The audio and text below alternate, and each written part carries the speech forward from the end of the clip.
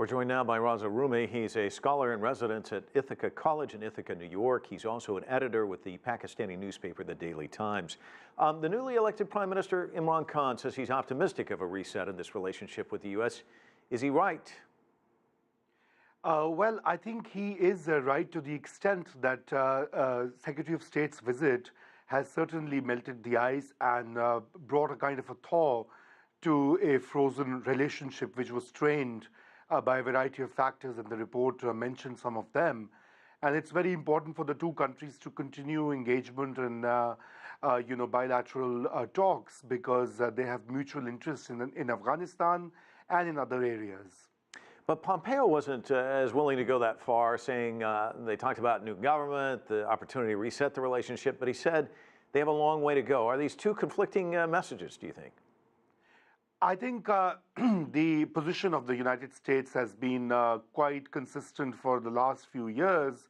It wants Pakistan to both act against the Afghan Taliban, at the same time bring them to the talks table. So it is basically there is a problem with the policy in Washington as well. I mean, there is a lack of coherence as to what exactly the U.S. has in its mind with regard to the Afghanistan imbroglio.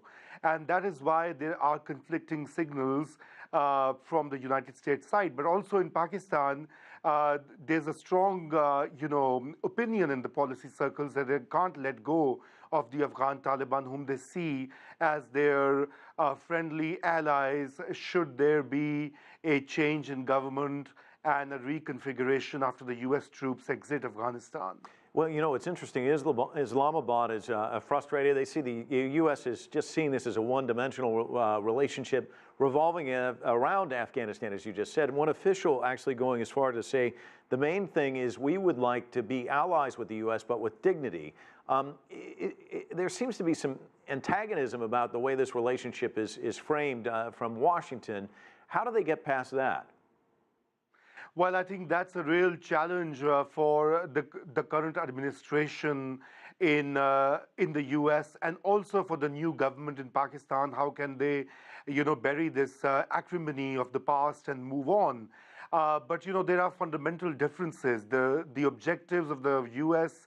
and Pakistan are not aligned in Afghanistan. Pakistan is concerned also due to the rising, alliance between the U.S. and India. And the latter is a perennial or a long-standing enemy of Pakistan, and Pakistan government and particularly the military are not happy about the growing ties, especially in the defense sector. At the same time, the U.S. is also kind of concerned and a bit suspicious about Pakistan's increasing tilt towards China, both in terms of economic and security matters, and so that complicates the situation. Having said that, there is no question that both countries have had a long relationship in the last 5-6 decades, and it just can't be wished away because until the U.S. troops are in Afghanistan and the Taliban are sort of fighting them and the Afghan government for peace process and for a dialogue and some kind of a solution, Pakistan is needed. And Pakistan needs the U.S. support in the International Monetary Fund and also with the other finance related institutions, because the economy in Pakistan is in a bad shape and it would need some injection of external aid and loans. What do you see? I guess what do you see as the next steps in trying to start this reset?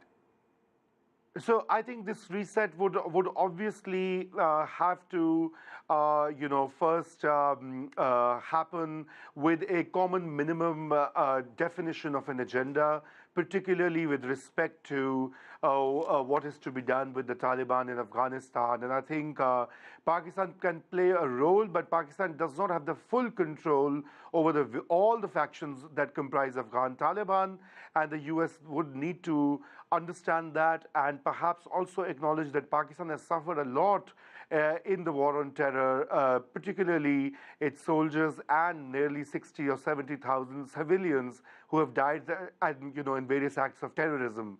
So I guess there has to be some mutual accommodation. So perhaps the first step would be to find a timetable for peace talks and move on with that, and that may build some trust between the two nations. Raza, thanks so much for joining us. Really appreciate it.